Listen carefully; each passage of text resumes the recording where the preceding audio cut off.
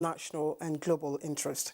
While in New York, the president is also expected to partake in several high-level meetings on the sidelines and hold talks with other world leaders and heads of international development organizations. The 76th United Nations General Assembly is on building resilience through hope to recover from COVID-19, rebuild sustainably, respond to the needs of the planet, respect the rights of people, and revitalize the United Nations. Our correspondent reports that President Muhammadu Buhari is already in New York along with other government officials ahead of that event, and that preliminary activities are already in progress. And in his capacity as Minister of Petroleum Resources, President Muhammadu Buhari has directed the incorporation of the Nigerian National Petroleum Company Limited. A statement by the Special Advisor to the President on Media and Publicity, Femi Adesina, indicates that this is in consonance with the Petroleum Industry Act 2021, which requires the Minister of Petroleum Resources to call for the incorporation of the NNPC Limited within 6 months of commencement of the Act, in consultation with the Minister of Finance on the nominal shares of the company. The Group Managing Director of the NNPC, Mr. Mele Kolokiari, has therefore been directed to take necessary steps to ensure that the incorporation of the NNPC Limited is consistent with the law. The President has also approved the appointment of the board and management of the NNPC Limited, with Senator Ifeanyi Ararume as chairman of the board, while Mele Kolokiari and Umar Ajia are Chief Executive Officer and Chief Financial Officer. Other board members are Dr. Tajuddin Umar North East, Mrs. Lami Ahmed North Central, Malam Mohammed Lawal Northwest, Senator Margaret Chuba Okadibu Southeast, and Barrister Constance Harry Marshall South, and finally Chief Pius Akin Yelure Southwest. And the Vice President, Professor Yemisi Shyllon, has advocated a new societal approach in ensuring the girl-child education and dealing with the challenges of school dropout and early marriage in Nigeria. Now, Professor Yemisi Shyllon was one of those at the Malpai Foundation Literacy Day 2021 that seeks the mental development of the girl-child and literacy for better education in Nigeria. Our correspondent, Charles Alpha, was there. Malpai, Mass Literacy for the Less Privileged of the Almajiris, is a foundation birthed by the Almajiri project of the Aisha Atiku Bagudu, wife of the Kebbi State Governor, in 2009. It is committed to helping thousands of out-of-school children, particularly girls, giving them a promising future through provision of skills and free education. We have sent a lot of children to school, which they have graduated. Some of them are even working. Some of them have come back to work with Malpai Foundation. What the Malpai Foundation Literacy Day 2021 in Abuja is out to achieve is discuss issues of gender imbalance and foster a strong advocacy for girl-child education. Nigerian girl, where are you? Are you at home or at school? Nigerian girl, where are you? Are you lost? Are you stolen? Are you free or are you enslaved? Vice President Yemisi Shyllon believes Malpai is on a just and noble cause to develop the minds of the less privileged, saying the development of the girl child provides her the ticket to all human, socio-political and economic rights, and therefore requires conviction and strong will by all to realize. We owe our people a duty to educate them. In other words, if you educate a woman, she transforms her environment completely. It usually means a longer lifespan for themselves and for their children. These programs have broadened and given increased access to those who are hitherto without access. Aisha Atiku Bagudu is confident the foundation will continue to drive out illiteracy in communities and build lives where more vulnerable people will have access to quality education, healthcare, and equal opportunities. In Abuja, Charles Alpha, NTA News. And the National Judicial Council, NJC, has recommended 38 judicial officers to their respective state governors for appointment as head of courts and other judicial offices in Nigeria. Out of the 38 judicial officers, 11 were recommended as heads of courts, 17 judges, 6 cadis, and 2 judges of the customary court of appeal. All recommended candidates are expected to be sworn in after approval by the President Muhammadu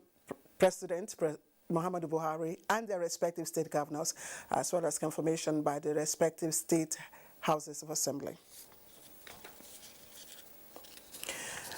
And expectations are high that the remaining 21 students of Bethel Baptist Secondary School, Kaduna, who are among the 121 abducted by bandits more than 3 months ago, will soon regain their freedom from captivity. Our correspondent Haruna Mohammed reports that Kaduna State Christian Association of Nigeria Chairman Reverend Joseph John Hayab disclosed this while speaking to newsmen on another set of 10 students of the school released by bandits. Yesterday, Saturday in the evening, 10 children out of the 31 adopted children of Bethel Baptist High School who are still with the bandits were released. That means at the moment we have 21 more with the bandits. We desire that all the children be released at once, but since they chose to be releasing them in badges, all we can say is that thank God at least 10 more are back, and we continue to pray and continue to push until every student is back home. Reverend Herb says the students were immediately reunited with their families. This incident is sad for the parents, it's sad for the country, it's sad for the church and the proprietor of the school. But this is the situation we are facing in Nigeria, where bandits are deliberately trying to force us to stop our children from going to school. But I want to encourage Nigerians not to allow that which the bandits are doing to discourage them or discourage their children from going to school. Bandits on July 5 attacked Bethel Baptist School, outskirts of Kaduna, abducting 121 students from their hostel. In Kaduna, Haruna Mohammed, NTA News. And as part of efforts to tackle insecurity in Nigeria, the Nigerian Army is expanding its frontiers to fortify the force. Olumide Guntala reports that this is evident in the activities of the Chief of Army Staff, who was on operational visit to 81 Division of the Nigerian Army.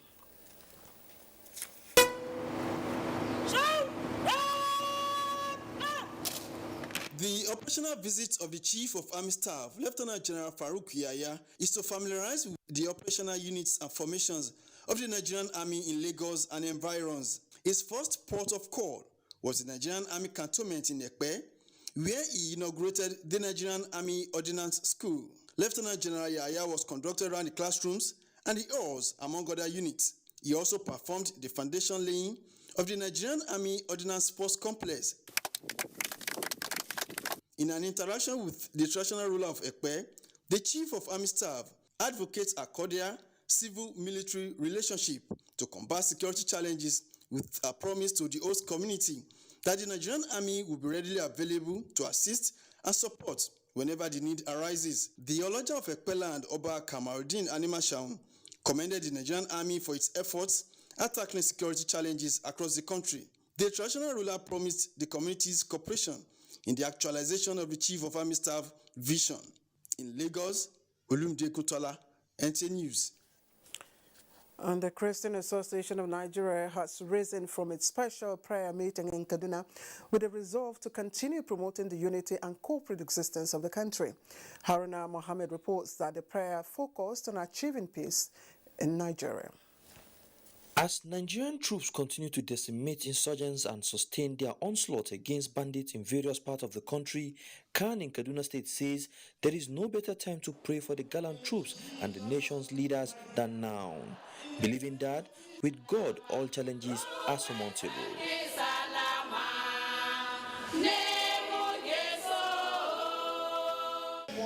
Every difficult situation, God has an answer to it.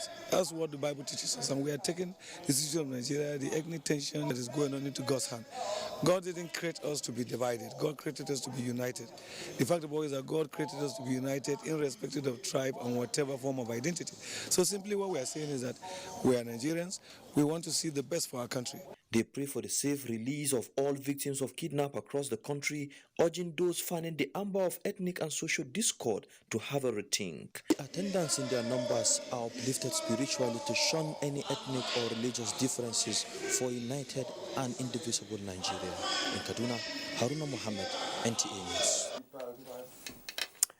And yet to be identified arsonists have set ablaze the office of the Independent National Electoral Commission at Ogu in Ogu local government area of Enugu State. Chinaya Nwoye visited the scene of the incident and tells us more in this report.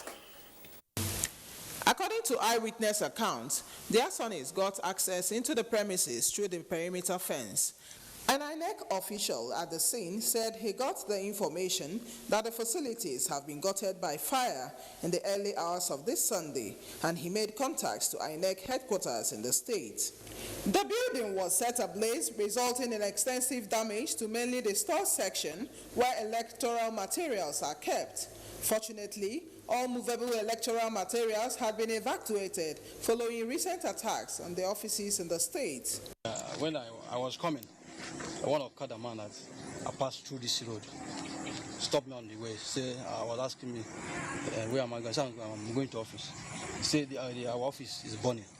And he brought me. On reaching here, I saw DPO, other boys from this town.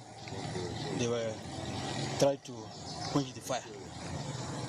Then, in a telephone conversation with the police public relations officer, ASP Daniel Ndukwe, who confirmed the incident, he said the state CID Enugu has commenced investigation to unravel the mystery behind the fire incident.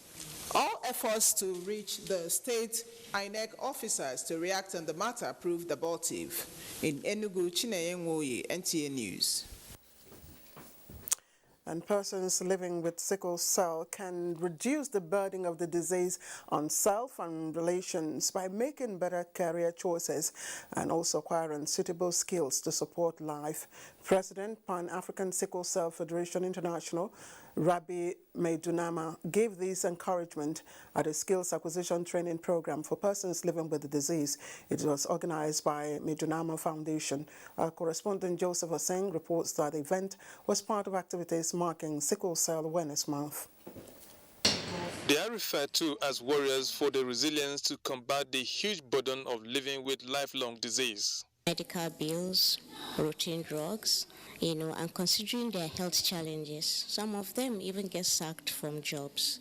Due to their health conditions, persons living with sickle cell anemia experience crises in form of severe pain, stroke, paralysis, among many other health challenges, which often interfere with their education, career, and psychological development. Coping with these most times are overbearing for them and families, but the effect can be cushioned with suitable career choices supported with trades. Now, from the comfort of their home, they can be able to, make a living. At least sort out their routine drugs. I'm a computer graduate, a computer science graduate, and it doesn't stop me from having interest in skill acquisition. That is if we employ Google as our friend and YouTube, where we can learn what to do and to help us to get incomes. So we're training 10 warriors to be professional photographers and 10 warriors to be professional makeup artists. The World Health Organization reports that Nigeria has the highest rate of sickle cell disease in the world, with 100,000 babies born with it each year.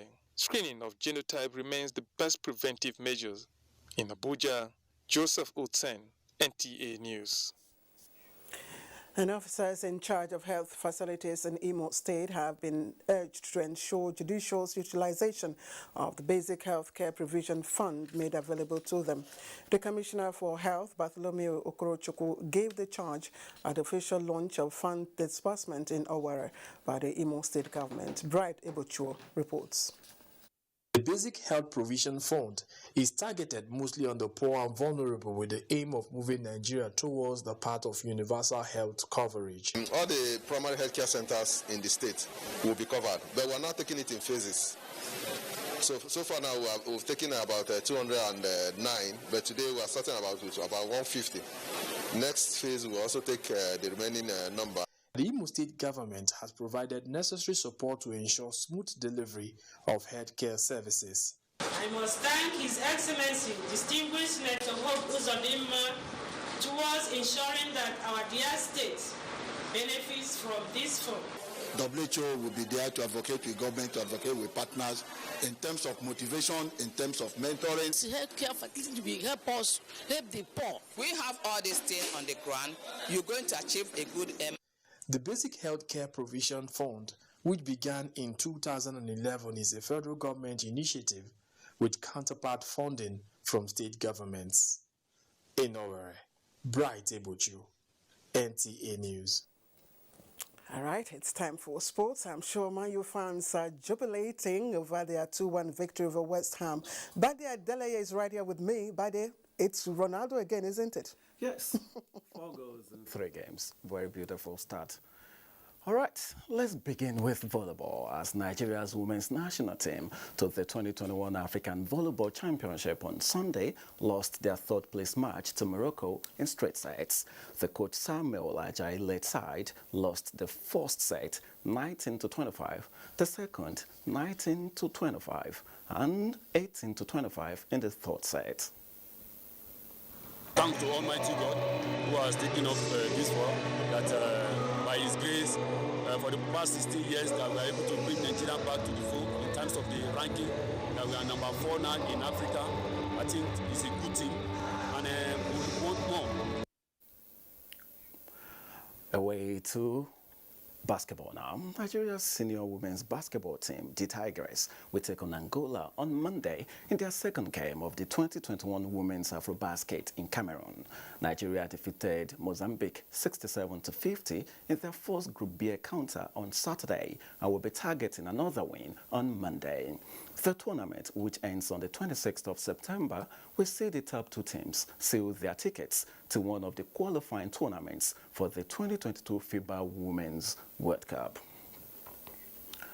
A bit of handball now. One of the candidates for the presidency of the Handball Federation of Nigeria in the upcoming federation elections, Sam Ochel, says more achievements will be recorded if he's re-elected the president come September the 30th. Ochel, who has led HFN for the past 4 years, believes he is the best man for the job as he reveals his giant strides will speak for him.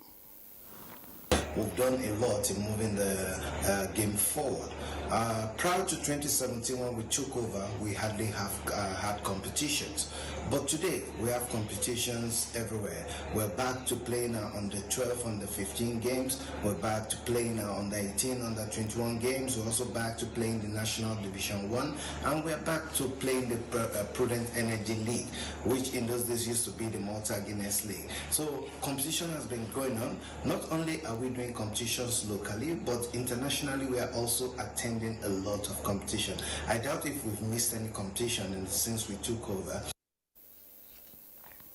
Let's talk football now and straight to the English Premier League. Thiago Silva, N'Golo Kante and Antonio Rudiger were on target as Chelsea produced a brilliant second-half performance to beat Tottenham 3-0 in the Super Sunday clash to move top of the league.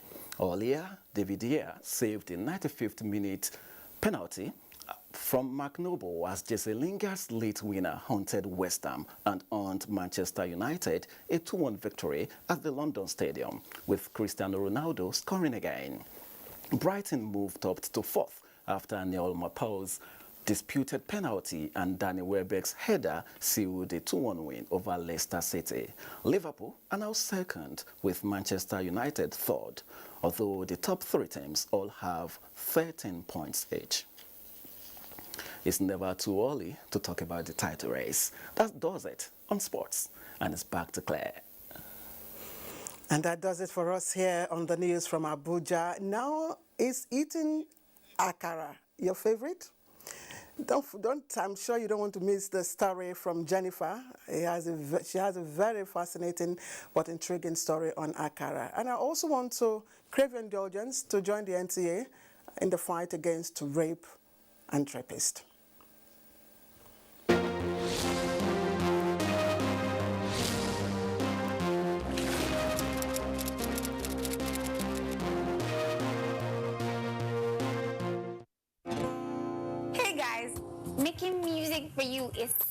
easy for me to do. But you know what else is super easy to do? Linking your NIN to your Glow line by dialing *109*NIN hash. Or I can call 109 from my Glow line and follow the instructions. And if I don't want to call, I can text my NIN to 109. I can even visit glowworld.com/NIN. And what if you've forgotten your NIN? All you have to do is dial *346# and Glow will help you remember it. Someone may ask, what if I haven't registered? All you have to do is go into the nearest Glow World and we'll help you register. It's that easy. So don't get disconnected from all of the amazing voice and data offers from Glow. Linking your NIN to your Glow lines is simple, safe, and 100% free with zero hassles. The federal government, through NPHCDA, commenced Phase 2 vaccination of all persons 18 years and above with safe and effective COVID-19 vaccines approved by WHO and certified by NAFDAC. Special arrangement has been made for staff, their dependents and retirees of ministries, departments and agencies of government, private corporate organizations and non-governmental organizations. To benefit from this special arrangement, visit www.nphcda.gov.ng/corporate vaccination/ to obtain, fill and submit the Google form. NPHCDA will contact you within 48 hours. Protect yourself, your family and your workplace against COVID-19.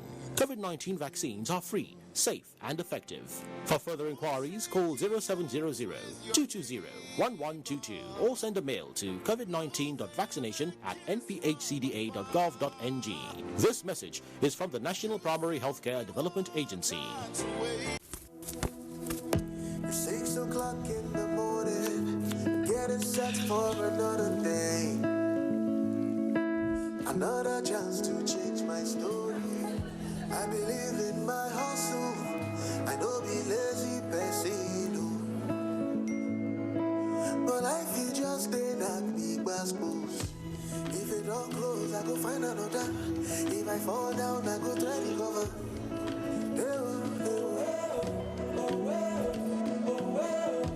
If it ever walk me, I know they bother. Cause I believe, say, I go surely prosper. It don't get that shit won't be.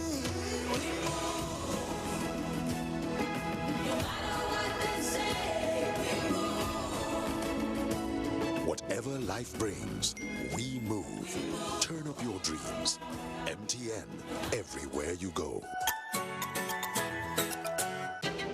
Give your kids winning energy. Milo Active Go. With the goodness of malt, milk, and cocoa, helps them make the most of every day. Milo, the energy to go further. As an obstetrician, I meet pregnant mothers every day who count on my care. One question they ask me very often is, what supplement is best during and after pregnancy? Well, I always recommend Obron 6. Obron 6 is designed to provide specific nutrients to help you and your baby's healthy development. Obron 6 is also recommended for women who are trying to have a baby. Give you and your baby the nutrients you deserve with Obron 6. Obron 6. Healthy mother, healthier baby. The Honorable Minister of Information and Culture, Alhaji Lai Mohammed, cordially invites the general public to a special town hall meeting to address the vandalization of power and telecommunications infrastructure in the country. Date, Thursday, 23rd September 2021. Venue, Banquet Hall, Government House, Maiduguri, Borno State. Time, 10 a.m. Chief host, His Excellency Professor Babagana Umar Zulum, Executive Governor of Borno State. Announcer, Dr. Mrs. Ifoma Otaku, Permanent Secretary, Federal Ministry of Information and Culture. Realty Hotel welcomes you to home of hospitality. Serene environment that gives you the warmth and comfort you deserve. An inviting reception with state-of-the-art interiors. Our rooms are spacious and tastefully furnished. We have adequate power supply, internet services, a full-size swimming pool, and well-equipped gym. To keep you fit, our conference room is top-notch for your important meetings. We treat you to exquisite and tasteful meals. We are situated at number 16 Gongola Street off Mushud Abiola Way, Area 2 Garki, Abuja. For enquiries, contact these numbers 0818-766-4721, 0816-276-7423. The Honorable Minister of Science, Technology and Innovation, Dr. Ogbonnaya Onu, cordially invites the general public to the 19th meeting of the National Council on Science, Technology and Innovation with the theme, Investment in Research and Development, a necessary tool of improving Nigerian economy. Date Monday 20th to Friday 24th September 2021. Time 9 a.m. daily. Venue, National Space Research and Development Agency, NASDA, Musa Erado Expressway, Abuja. The meeting expected to attract both virtual and physical presence of all commissioners and permanent secretaries of science, technology, and innovations from all 36 states of the Federation, and the FCT will hold under strict observance of the COVID-19 protocols. For inquiries, please call 080-3328-2291. Edit Sandy Akpan, Permanent Secretary, Announcer.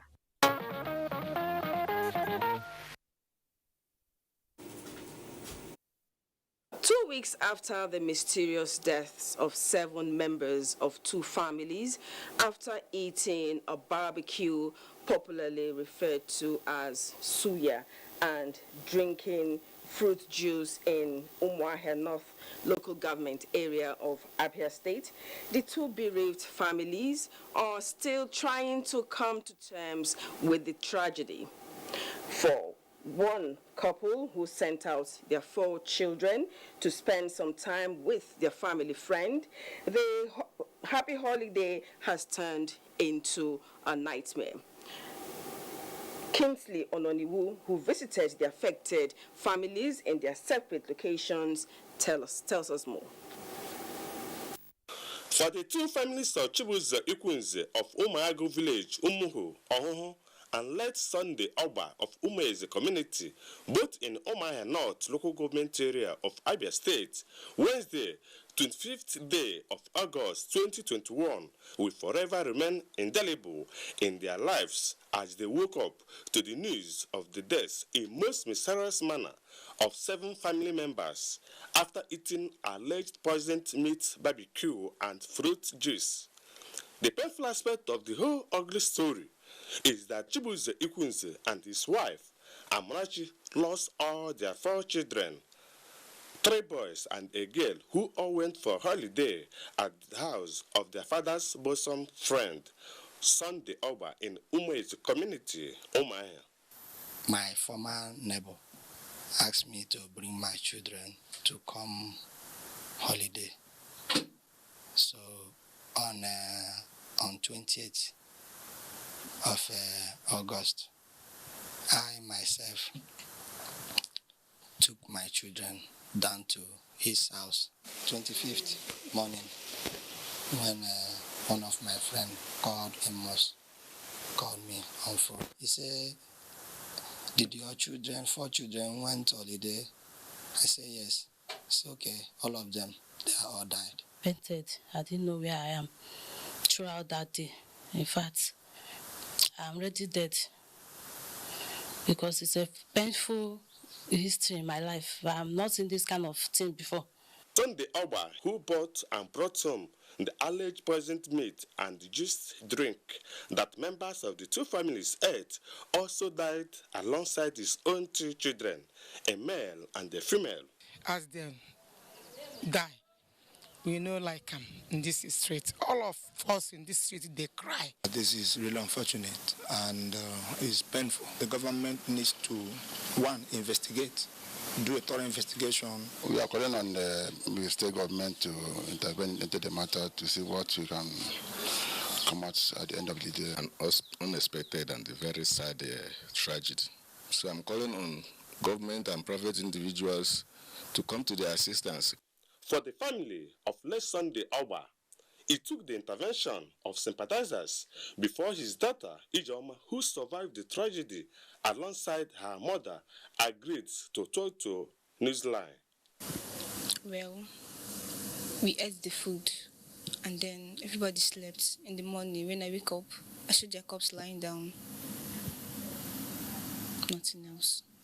For now, no date has been fixed for the burial of the victims, as the two families are still waiting for the conclusion of investigations by the police. The case must be thoroughly investigated. We will surely keep a tab on it. It is often said that there is a thin line between love and hate, and when it overlaps to the other side, its devastating effect is better imagined than seen. A marriage turned sour in Wuro Yanka village in Adamawa State is a classic example. 25 days after their wedding, Rumasau Adamu stabbed her husband to death for denying her divorce. For more on the story, let's join Simon Asha. A 3-hour drive from Yola, the metropolitan city of Adamawa State, lately is on the spotlight as news over the death of a 35-year-old man, Baka Muhammad Adamu, who was stabbed by his wife 25 days after their marriage. His wife, a 19-year-old Rumasao Adamu, was subsequently arrested by the police, where she attributed her inaction to lack of love for her husband after she was forcefully married to him by her grandmother and uncle. I only asked him to get us soup ingredients. He refused. He said I should go to my grandmother. And I said, no, I am married to you, not her. We exchanged some words. Then I was holding a knife. I stabbed him, but not with the intention of killing him. On a visit to Wuro Yanka village to find out the truth about the ugly situation and why a girl would be forced to marry out of love, all parties involved were met and gave their own side of the story. She was not forced to marry him, even though when we noticed change of attitude from her, I advised him to forget about her, but he insists on the marriage. Together with the deceased, we sat severally to seek her consent, and the answer was positive. We didn't marry her off without her consent.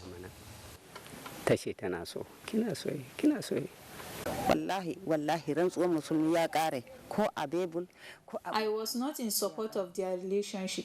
That is why I absent myself from the marriage totally. Police Public Relations Officer Adamawa State Police Command, VSP Suleiman Yahya Ingreoje, through telephone conversation, says investigation is still ongoing, which after the girl will be charged to court.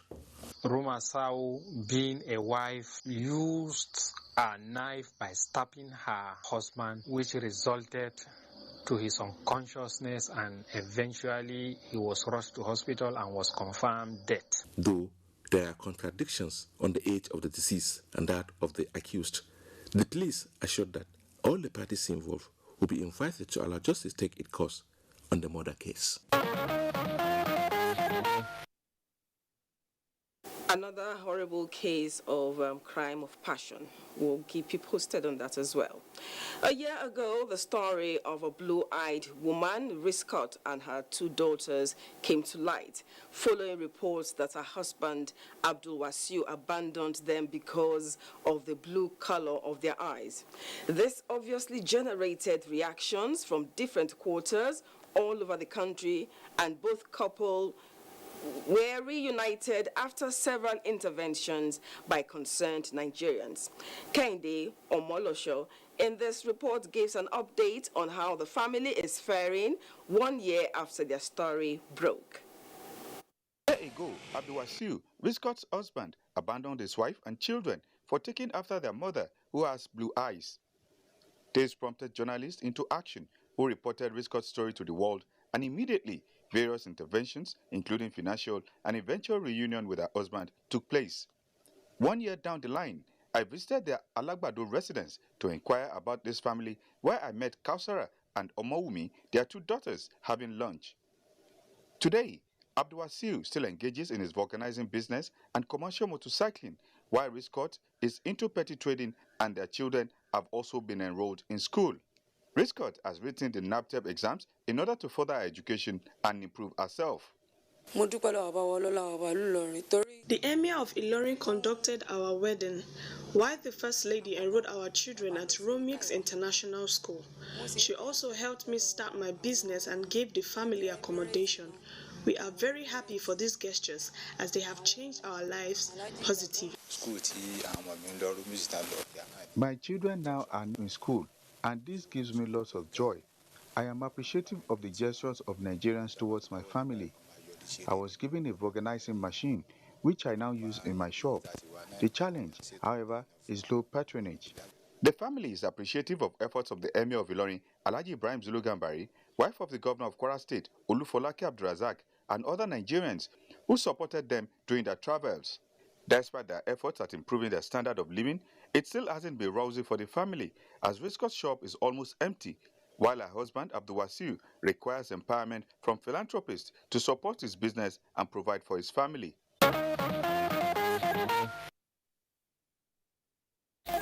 Happy story there. We are happy, very happy for them. Ignorance can make us act very funny. Education is key. Beautiful eyes. Now, reverence for one's culture and tradition from time immemorial has had a far-reaching impact on the lives of people and communities, particularly in Africa. For the people of Chukuku in Kuje Area Council of the Federal Capital Territory, frying of the local bean cake akara in the community has remained a taboo even in this modern age and time. Let's get to find out this interesting story from Abdullahi Ajia. Akara or kose remains a popular delicacy in Nigeria, widely accepted among Nigerians, and has become a staple that supports breakfast or dinner in many homes and streets of communities. However, the frying of akara in public places is a taboo in Chukuku village for hundreds of years now. The reverence for their culture and tradition has gone to explain why they will continue to respect the law that says the frying of akara in public place is prohibited, and this, they say, has been passed from generations to generation, which is still being observed today.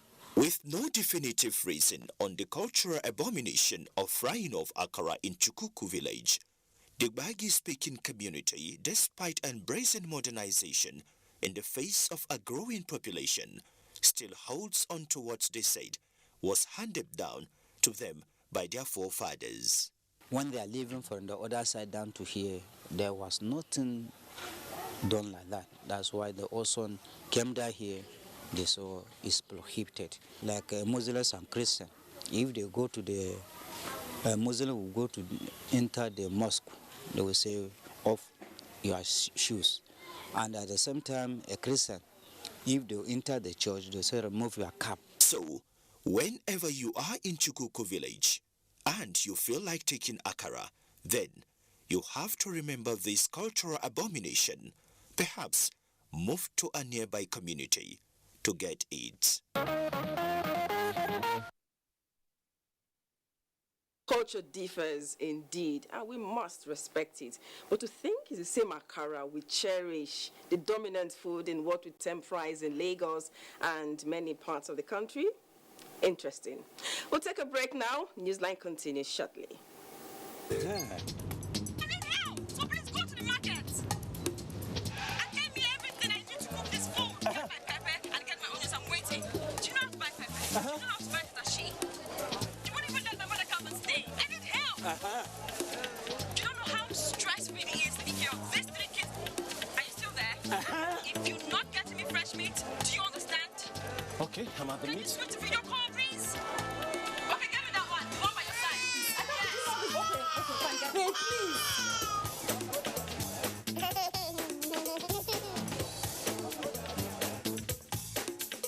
Where do I buy all these things now? Hey, go get Glow Berekete and call Madam. The heavyweight voice and data plan. Get 600 Naira free credit plus 700% bonus on every recharge and up to 100% bonus on data plans. Give your your kids winning energy. Milo Active Go. With the goodness of malt, milk, and cocoa, helps them make the most of every day. Milo, the energy to go further. When times are tough, we know that as a mother, one thing you should never compromise on is your family's oral health, because they deserve the best. Oral-B, all-round protection. Its great value, it protects your mouth from harmful bacteria and also protects you against tooth holes and gum problems which can lead to tooth loss. It strengthens your family's teeth and gives them all-round protection. So remember, protect their future. Oral-B for healthier, stronger teeth in just 1 week.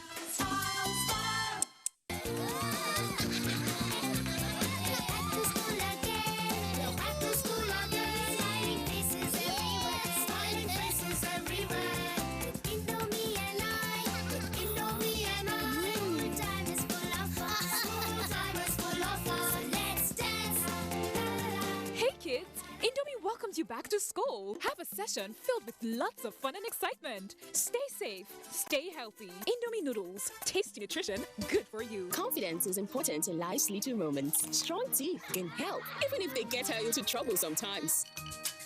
A great smile is useful to break the ice, and making friends is easier when you know you have fresh breath. I give my family confidence with Pepsodent Triple Protection 123. Its antibacterial action formula gives them cavity protection, white teeth, and fresh breath. The confidence of 3 toothpaste in 1. Pepsodent Triple Protection 123. What's your beautiful? My essence and my energy. My natural glow and my confidence. My freshness and fierceness. My beautiful is being me. Reveal your beautiful this beauty month with amazing discounts of up to 33% off select Nivea products in participating stores near you. Nivea, be you, be beautiful. We don't like to eat better.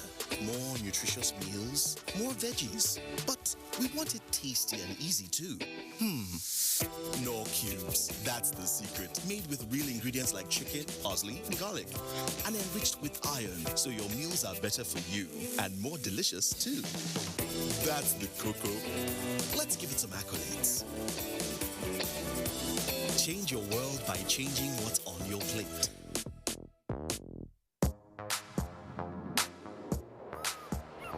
Like a bird needs wings to fly, you need skills to be productive. No matter the level of your education, ITF can train you to acquire skills in areas like mechatronics, metal machining, facility technology, electronics and computer networking, information and communication technology, ICT, culinary art, and agriculture. Acquire a skill and transform yourself from being unemployed to becoming even an employer. Be a valuable Nigerian youth. Say no to unemployment and poverty. I'll spread my wings and fly so high. I'll reach for the stars, yeah, it's time. Industrial Training Fund, developing the nation's human resource.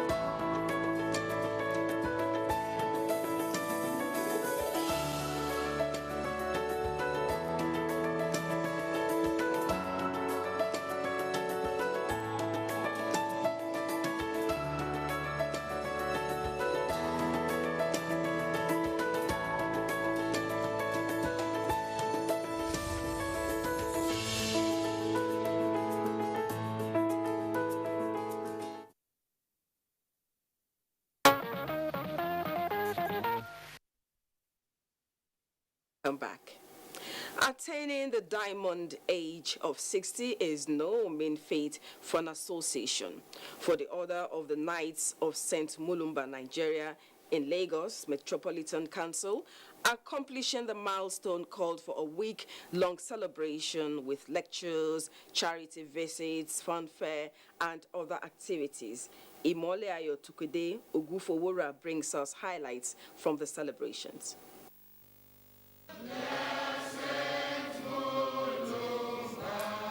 The week-long event featured jubilee retreats, fanfare, lectures, charity visits to old people's homes and orphanages, including policy advocacy seminar on decongestion of correctional centers. St. Leo Catholic Church, Ikeja, venue of the celebration, was a beehive as officials took turns to talk about the order's development, growth and challenges. The very important thing we've been able to do is growth of membership in spirituality, in charity. We built churches, we built a correctional home at the Maximum Christian Center. We have also built the houses for the widows, and we of course trained a lot of reverend fathers and priests. For all that God has been able to use the nights to do for the people of Nigeria. We take care of people irrespective of religious affiliation. Then it was time to give special thanks to God.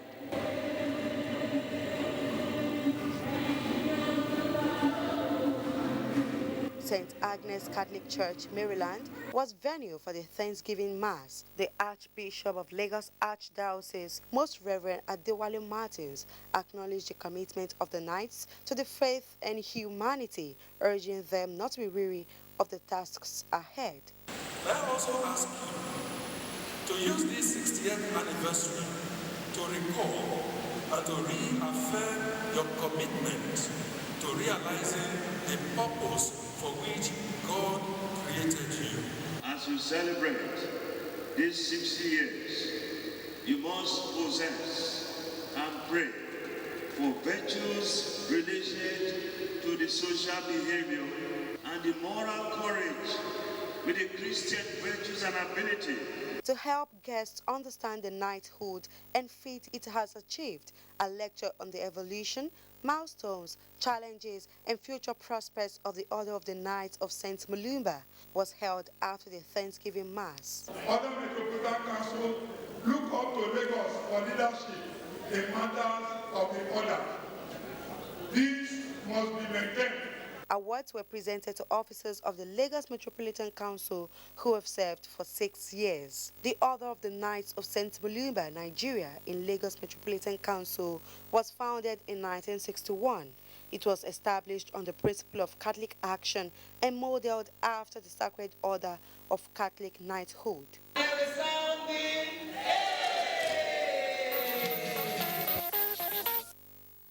To another celebration, the first coronation anniversary of Oba Adeola Ajakaye, the Oluyi of Inyi Ekiti, has been held amidst pomp and ceremony. The event held at the palace of the monarch featured conferment of chieftaincy title Are Akorewolu of the town on the Senate President Ahmed Lawan. Ayodeji Ogunshaki has details. Affirm the unity in diversity of the nation Nigeria as some indigenes and non-indigenes of the town, as well as prominent Nigerians, including the Senate President, were confirmed with chieftaincy titles as well as award of honor. What is telling us that Nigeria is one, and that is what we just have to build on. And I pray that the good Lord will continue to enable all of us to love ourselves, and that's the first law. Love yourself as your neighbor. Make me to know that there's no hiding place for those who are really working. It's shown that the country can be united. No need to talk about splitting the country. It is about more of responsibility, because now they want to look up to you. How can you influence the other youth out there? It's a milestone for the country. God has made it possible during our time to unite the country. To gather together, there is one Nigeria, there is unity, there is development, there is progress. He's a pragmatic leader, focused, dynamic, and youthful. The Senate President, who was accompanied by other senators, was confirmed with the chieftaincy title of Are Akurewolu of Inyekiti, meaning a president who brought good fortunes to Inyekiti. To the Senate President, sustaining the unity and oneness of the nation is a collective task that must be achieved, saying the conferment of the chieftaincy title on him has further demonstrated the unity in diversity of Nigeria. That today's challenges are surmountable challenges. All we need is to come together as a people, face the challenges, no matter how difficult they may appear, solve most of them, if not all of them, and continue the march to making Nigeria a success. The senator representing Ekiti Central Senatorial District, Opeyemi Bamidele, acknowledged the positive impact of Oba Ajakaye and solicited the support of all and sundry to achieve more.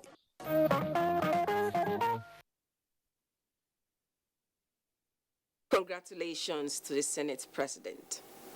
There are areas in the country where the concept unity in diversity is glaring and will make you appreciate it. Kebbi State in the northwestern part of Nigeria, which has land of equity as her slogan, is certainly a good example. The testimonies of people from diverse ethnic and religious backgrounds who have made the state home and coexist peacefully are worth sharing. Ibrahim Dan Hamidu takes it from here. Different ethnic and religious background in the southern part of Nigeria and have cohabited with the indigenes for decades. They intermingle with their host community so peacefully, so much that they are today owners of solid property, socialize in their own unique way, practice their religion as they so wish, and sometimes try blending with the people to a certain extent. To most of them, the current clamor for the dismemberment of Nigeria is not only strange but laughable for the simple fact that it will be counterproductive, looking at the way various ethnic groups are intertwined with each other all over the country. A stroll along the major streets in the ancient city of Birnin Kebbi gives even a first-time visitor the impression of the concept of unity in diversity, even if he or she does not know where it is depicted. How then has it been cohabiting for decades with people whose culture, religion, and even perception of life is totally different from yours? 1978, and till date, I'm still here. And I thank God that I was here and I'm married. And God blessed me with 7 children. Today, I'm a grandfather. Kebbi State has done everything for me in my life. To Kebbi since 1978, around November 27. Since that time, I'm in Kebbi. And then God blessed me with 8 children. 7 girls, 1 man. And then since the time where I'm in this town, we're enjoying together with my family. I spent virtually all part of my life in the far north. At least, if I'll say, in the totality of my life, I've been in Kebbi for the past 42 years. So, and within that 42 years, I think I spent most of the relative part in Kebbi State. As settlers, who in all honesty have found a home away from their respective homes, what then is their reaction when of recent the agitation for the dismemberment of Nigeria is emanating from? Well, this agitation, it is something that I cannot tell you now, because I witnessed Nigeria and Biafra war. Anybody that has witnessed such war can never pray war against Nigeria. Different tribes, different religion. We have no option than to accept to live together. It's not by coincidence or by mistake that we find ourselves living together. So anybody that is thinking that we will do better when we are separated, I think it's a very terrible mistake. NTA sampled the pulses of some youths of southern extraction on life in the north, Kebbi State in particular, and the current agitation for Nigeria's dismemberment. I think it's just lack of understanding. If you've not been to a place before, you'll be having a lot of notions. You know, a saying goes that once you're in Rome, you behave like people in Rome. So behaving like people in Rome doesn't really mean you have to, do the way they do. But it simply means you have to, respect their culture, their tradition, and all those things. For me, it should not be divided, because most of the South used to bring fuel and everything. Why not? It's mostly on farming. They used to transfer food, raw materials to them, so it should not be divided.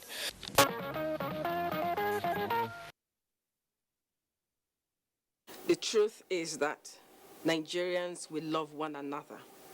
That's the truth. With a vast population, Lagos State remains Africa's business hub. This may not be unconnected with the large influx of people into the state daily. Some of these migrants engage in businesses the state government now vehemently says no to. What are these businesses and why have they become a dread to the government? Annie Daniels is set to tell us. They walk and sometimes run desperately to their target audience with items ranging from edibles to home appliances, with strong confidence their services are needed. These hawkers are found on highways and street corners, and their services seem to be in high demand. Before we come out every morning with a pray, make we not get accident, make we not see kind people, may God help us to sell so that we see what to give our children. From there, when you have the money, you rent a shop. That's how you start. Not every time that person will drive to the restaurant, so drive to the shop. Because before you drive reach that shop, hold on, don't tie you down, but you can buy along the road and satisfy yourself. Wondering what that is all about? She is asking for alms from passers-by, not even minding a camera lens. Did you see she is hale and hearty with no form of deformity? I gave somebody 500 in the morning. The person told me, I came to check my person. I didn't see that person. Funny enough, in the evening, I still saw this person. He came to me again. Can you imagine? I told him, look, my friend, I gave you money in the morning. Some make it as a business. Some ladies that give birth to a baby, they cannot take care. Those women will come and rent the children to them. Use the children and beg. This may not be far from why the Lagos State government has decided to rid the streets of beggars and hawkers. The activities of these people on our streets impede human movement and vehicular traffic, constitute environmental nuisance, and worse still, constitute security threats. Alms giving is one of the pillars of Islam, but that does not mean that Islam recognizes begging. If you want to give alms, we call it zakat. There are some people that Almighty Allah stipulated in Quran, that is Quran 9 verse 60, that we should give zakat to the needy. So, in your family, no matter what, you will see somebody in your family that is poor, that you will give that alms giving to. I don't like begging on the street. But I'm saying that churches, other social institutions should make provisions for those who are supposed to be beggars in the churches, in the mosques, in some ministries. There must be a ministry for social welfare. And perhaps what we need to think of more in this regard in order to find a solution is to address the causes of street begging. The Lagos State government says it is not going back in actualizing its dream of restoring sanity to the metropolis. While residents await that to happen, they are also advised that the needful should be done. Well, the needful should be done, and importantly, giving them alternatives. We'll go on another break. We'll be right back. Give your kids winning energy. Milo Active Go. With the goodness of malt, milk, and cocoa, helps them make the most of every day. Milo, the energy to go further. Looking fresh for your date? Get even fresher with Close Up. New Close Up Triple Fresh formula. It cleans deeply, fights 99% of bacteria, and cools intensely, keeping you protected and fresh. Protected and fresh. Protected and fresh. Let's take a picture. Protected and fresh. Still fresh, still protected.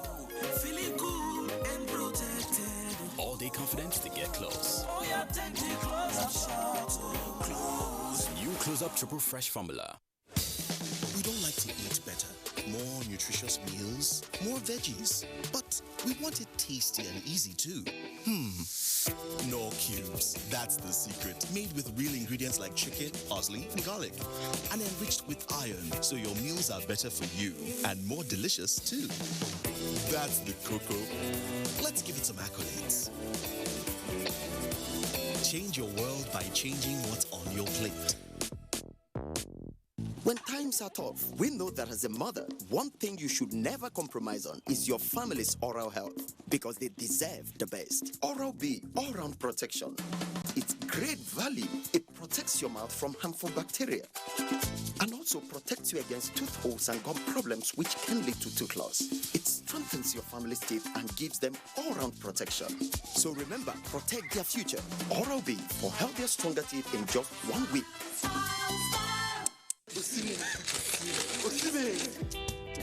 This na the story of Pekin, wey rise to the max. Rain or shine, it not settle for less. Na the story of small boy wey get big talent. Home and away. Wait o, e be like say na the story of one man wey fall, but wey bounce back in style. Osimhen, wetin dey motivate you? I want dey big, special and great.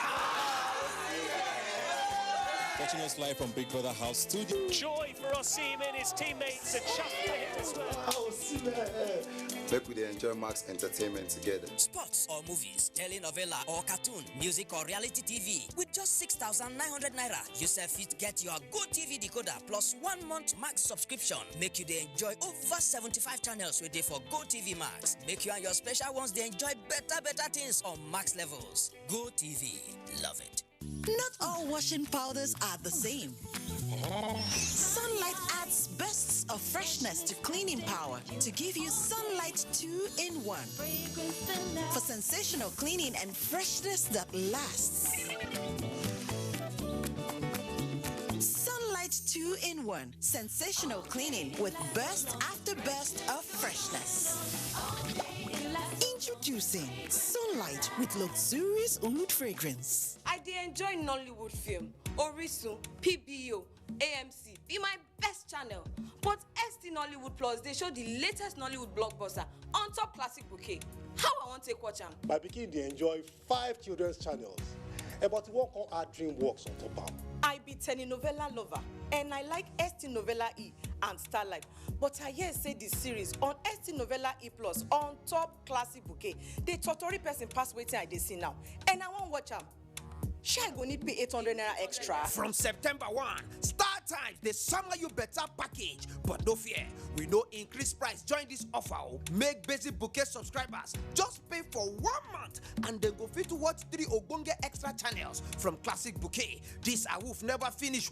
Recharge Classic or Super Bouquet for 1 month and you fit be one of the 400 lucky people them. We go win smartphone. Terms and conditions, they shall. More value, same price. Star Times, enjoy digital life.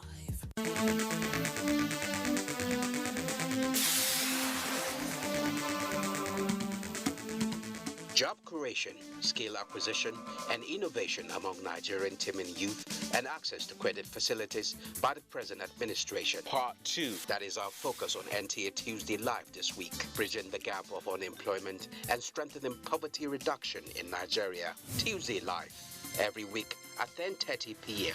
It promises to be incisive and educative. Don't miss it.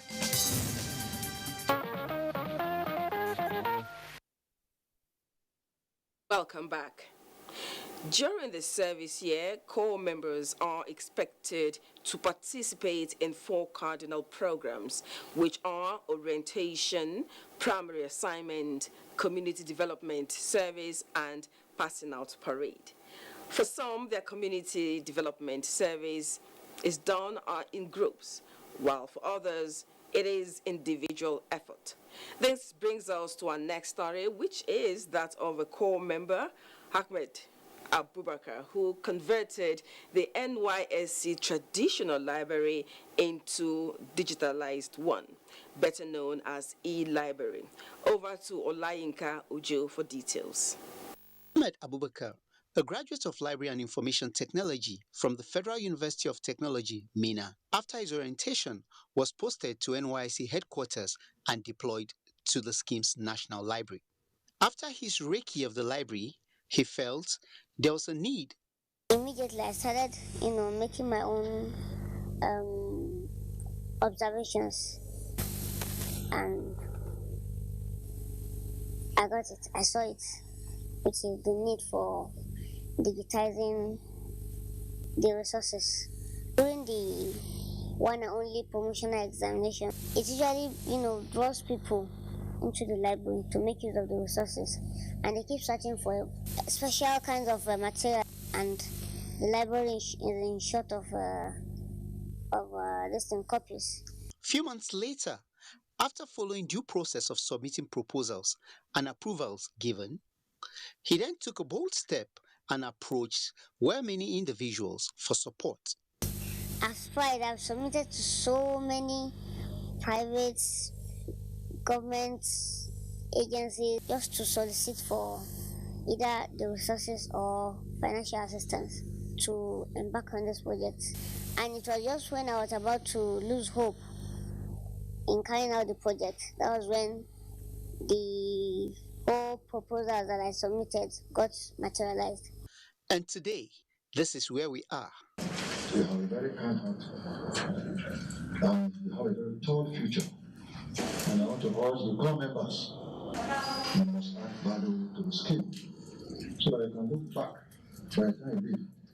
All these books and materials can be accessed online. For users of the e-library, it will enhance its rich resources.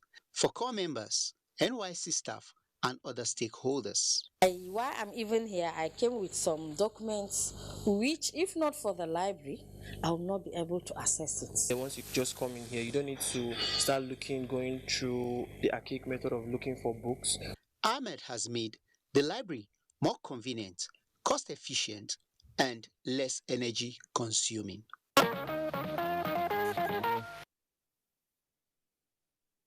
Very impressive. Well done, Ahmed. Now, love in Tokyo is a popular phrase where love matters. Our correspondent, Femi Johnson, who was recently in Tokyo, tries to unravel origins of these words. Formerly known as Edo, is the largest metropolitan city in the world with over 36 million people. The city is built on low alluvial plains and adjacent hills. The climate is mild in winter but hot and humid in the summer. The people of Tokyo are loving, caring, and respectful to a fault. The question is, where does love in Tokyo come from? That phrase came up from one guy who produced a video or kind of a film and named it Love in Tokyo, probably the experience he acquired.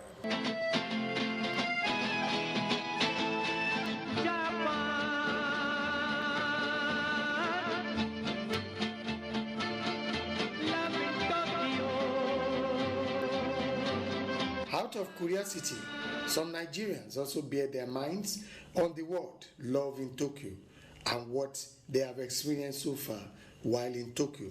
I decided to pay a visit to where Love in Tokyo actually emanated from. It's an ornamental recreational center where two couples actually demonstrated high profile of love for each other. Tokyo is a very beautiful city, very, very clean and orderly.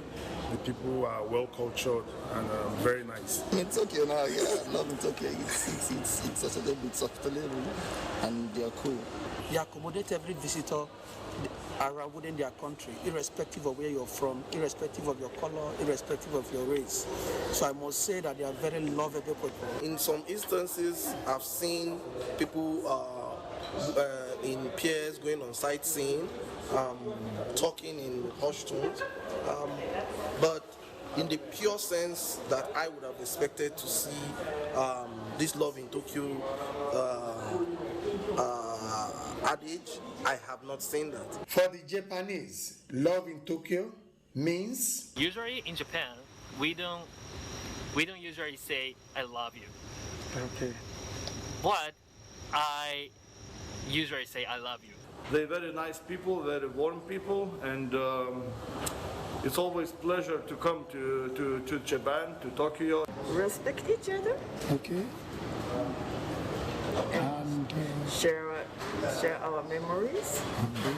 We enjoy going out for skiing, motorcycle riding, and playing tennis, and that kind of thing is very enjoyable with doing with him. So for us in Nigeria, love in Tokyo remains part of what we use to ascribe love, depending on the circumstance we see it being played.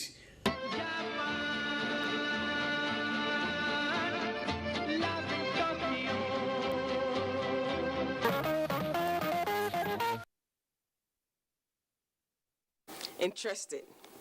Now to a rare kind of marriage. It is not out of place for a man to marry as many wives as this is supported by some traditions and religions. However, a man wedding two women on the same day would surely raise eyebrows in some cultures. This exactly played out in Igbide Town, Isoko South local government area of Delta State, when a farmer, Ekpe Akpove Blessing from Igbide Town in Isoko South local government area, did the unusual by marrying two women at a time in a traditional marriage that has become the talk of the town. Onyinye Joshua Ifeanyi brings us the fascinating story behind the action after her visit to the newlyweds. Of town traditional wedding of two wives by a 34-year-old farmer, Ekpe Akpove Blessing from Igbide Town, State, seems not to be a first-time occurrence in the town. According to the new husband, a man had earlier married three wives in same day. I inquired from him what motivated him into marrying two women on same day. He said he has been with them for 12 and 10 years, respectively, and both have three children apiece, hence the desire to treat them fairly and equally. Shows the way men normally don't see. She discovered that things are going on and try to pit both of them so that they can understand each other. After this very one have discovered that this one have gave child to a baby girl too, so he discovered that there's nothing she can do again than to reconcile with her own other mates. So they become one and believe we are happy and in a good family, we love ourselves. By the time you feel this very one is not impressive, you can go to the other one, but there is no how you can find two of them at the same time that you don't trip for this one or this one, at least one must trip you, so you go for the other one instead of going to outside. You feel you can love them both? Yeah, because they have children for me at the same time, and the same children, so I love my home. Madam Okoro Felicia is the first mother-in-law, as her daughter, Ogene Kome, is the first wife, while Ogene Mairo Ukpuru, whose mother is Juliana, is the second wife. Well, I approved the marriage because the boy loved the girl. At first, I don't want my daughter to go into polygamous home. I was trying to discourage them. I've tried several times, but as God may have it, the two of them, they insist on the marriage. So there's nothing I can do than to support them. In our village here, we always marry like that. There are some people who marry for three. To marry them on the same day. They marry them the same day. I do their, their party the same day. The women, on their part, say they are comfortable with the union. Having another woman is not a problem. It's very, very good because men of these days, they like girls dating other girls. But if you get another woman, follow the first one, maybe the flexible limits.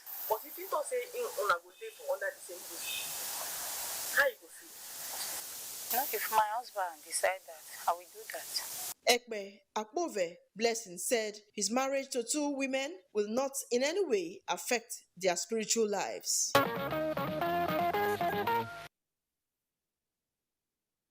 Interesting. Well, they are comfortable with it, and I know the late fella did something even more than that.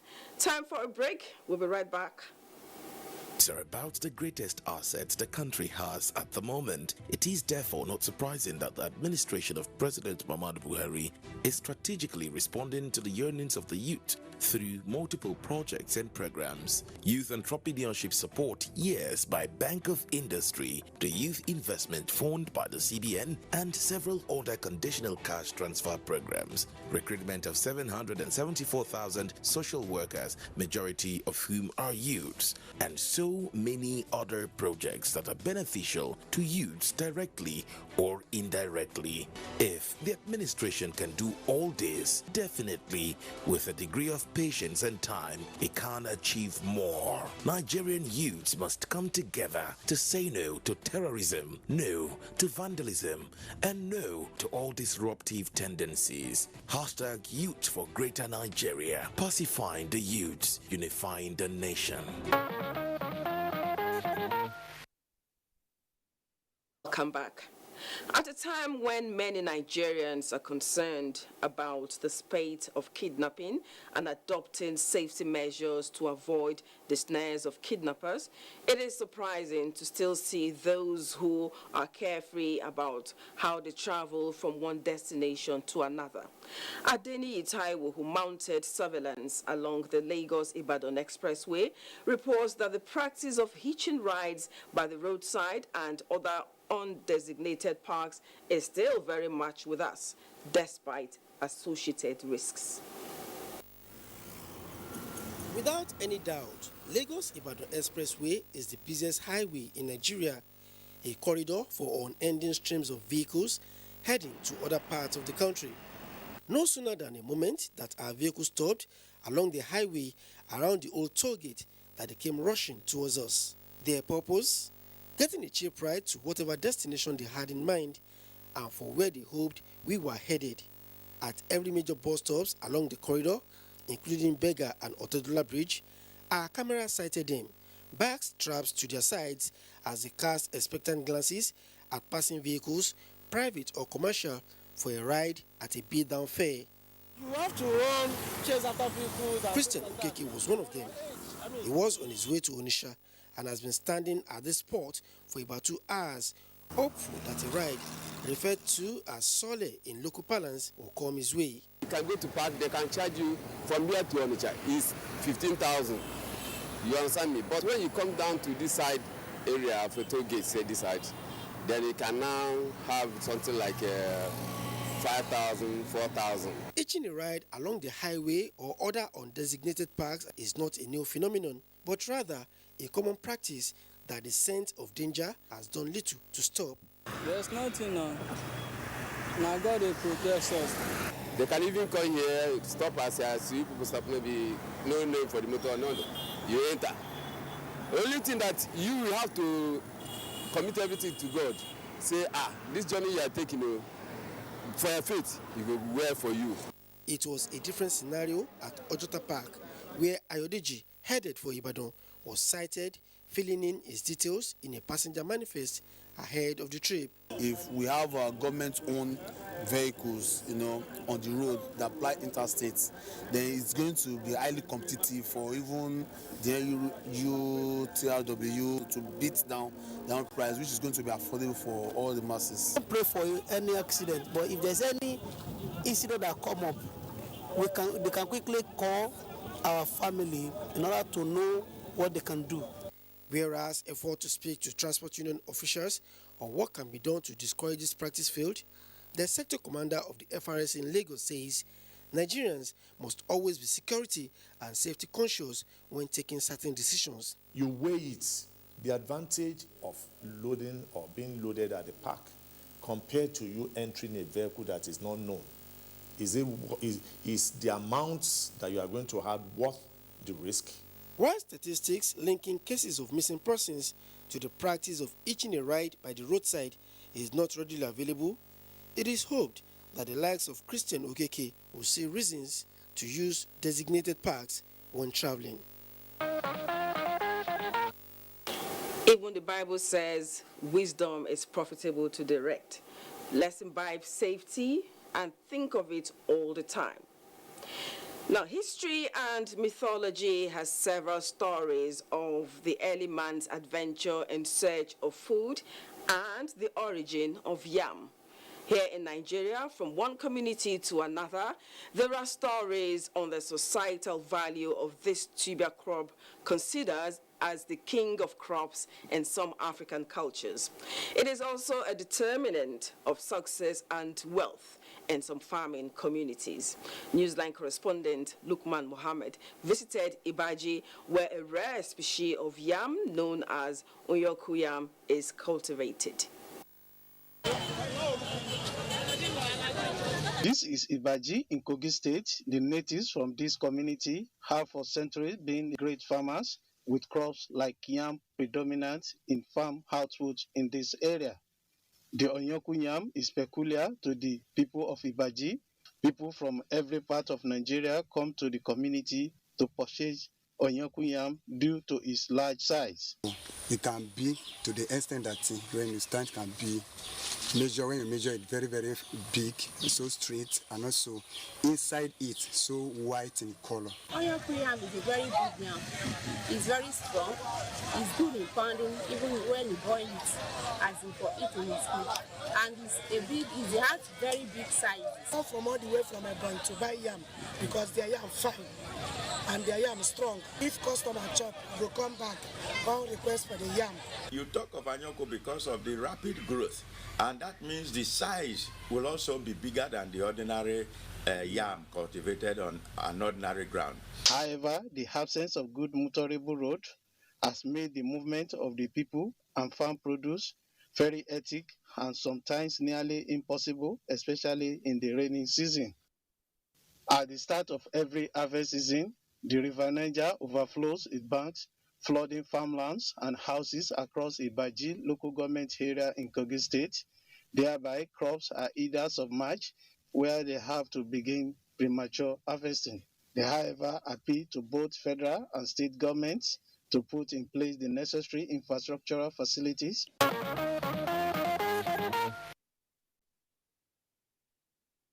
Interesting. It is a difficult feat to bid farewell to loved ones, irrespective of age.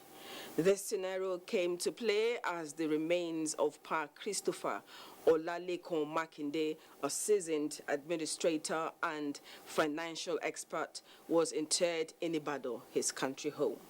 Grace Ayoleke reports that the family was joined by friends, including the NTA family from across the country and beyond, for this celebration of life. With every sense of submission to God and appreciation for a life well spent, family and friends, especially the NTA family, converged on Ibadan to pay their last respect to an astute administrator and financial expert, Christopher Olali Makinde.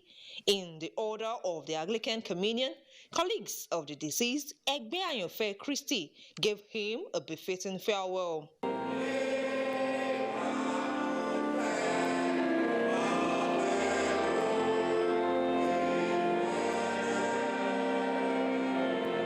Earlier, there was a commendation service in honor of Pa Makinde. Dust to dust, ashes to ashes, his remains were committed to Mother Earth. Emotion-laden, family, friends and associates eulogized the late patriarch. Glory be to God that the Lord has greatly helped me to keep the oath I took with him, that I will stay with him when it is better and when it is worse. Daddy would never ever say something and refuse to do it. He would always stay by his words and stand by his words. If you come to him in the next 5 years, he will tell you, yes, I did it and I don't regret it. He took me in as his own.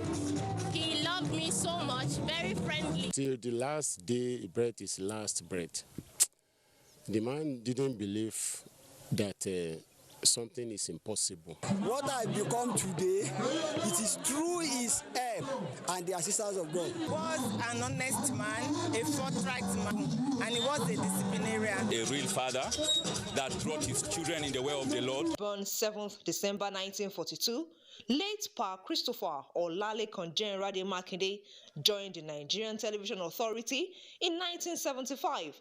He rose through the ranks and retired in 1997 as Director of Finance. He also lived a life of service to God, serving in the capacity of Diocesan Deputy Communication and Public Relations Officer, until his death on August 16, 2021, at the age of 79. He was a fellow of the Institute of Chartered Accountants.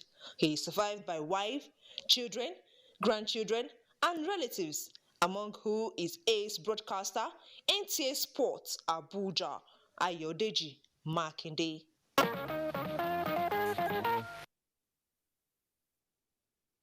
May his dear soul rest in peace. This is where we end Newsline today. Keep a date with us Sunday next week. Good night and God bless Nigeria.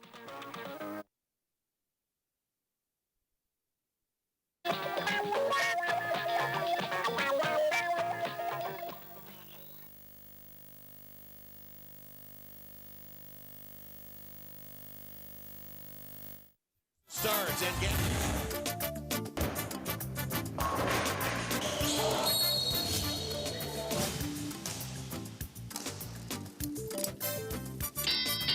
Promises to share up. Winds up that right hand.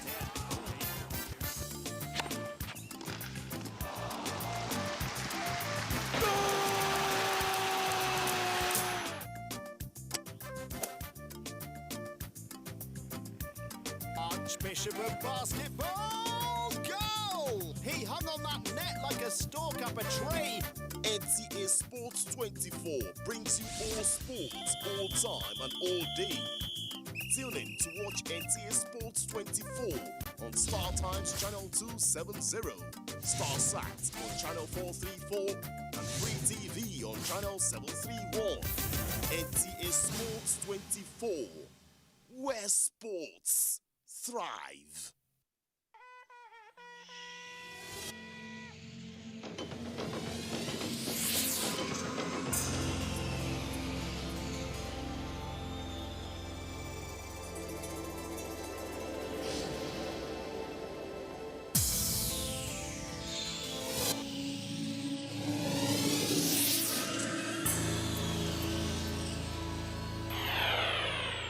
NTA, you can't beat the rich. From dusk to dawn, 24 hours a day, NTA International is with you in your living room, office, everywhere and anywhere. We provide the company you desire in terms of balanced and up-to-date news, programs and the best of entertainment. Tune in to DSTV channel 251, GoTV channel 91, Freeview UK channel 264, or you can download www.visiontv.co.uk. App for iOS or Android. You can also see us on Facebook and YouTube for quality content on the go. NTA International, Africa's window to the world.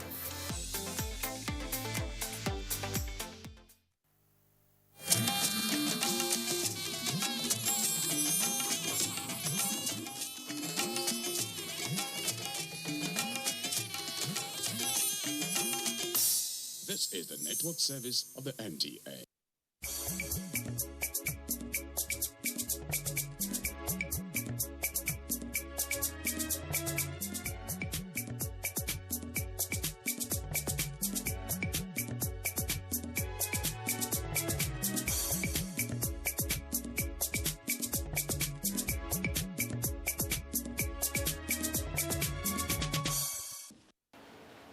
Hello there, very welcome. You are very much welcome to, Reflections on Nigerian Television Authority, the NTA.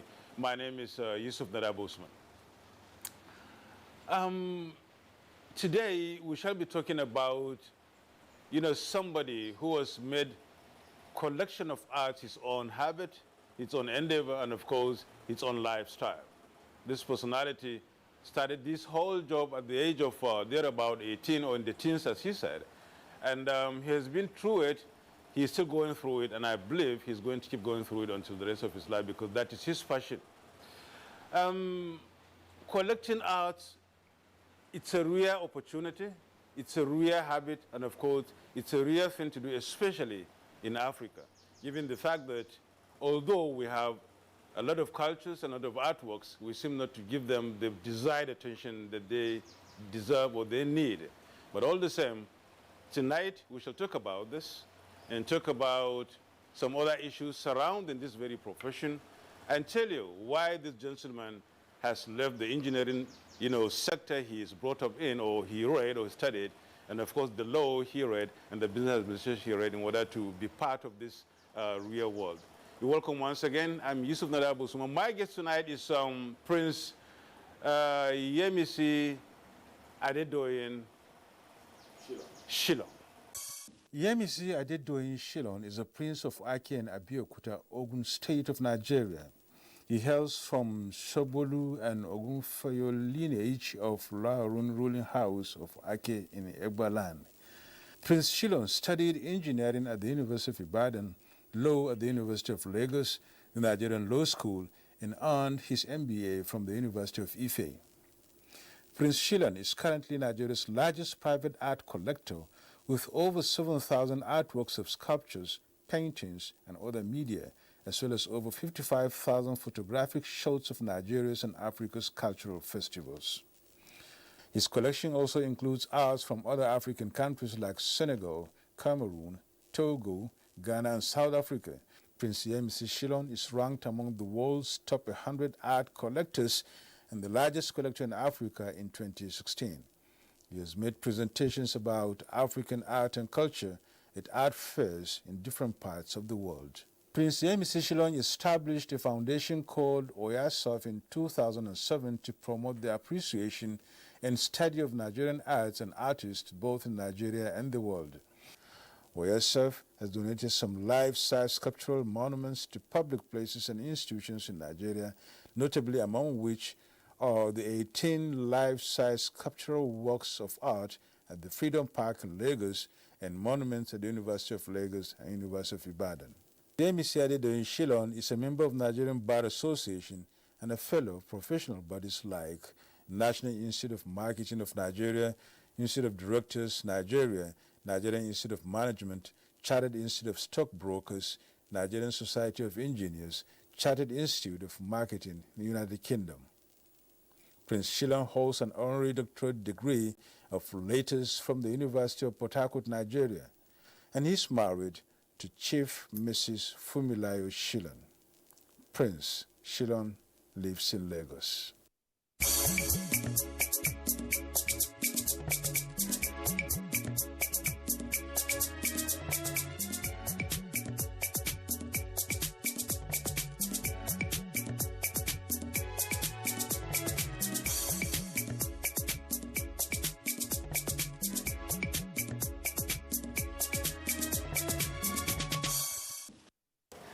Shyllon, the Prince of Ake.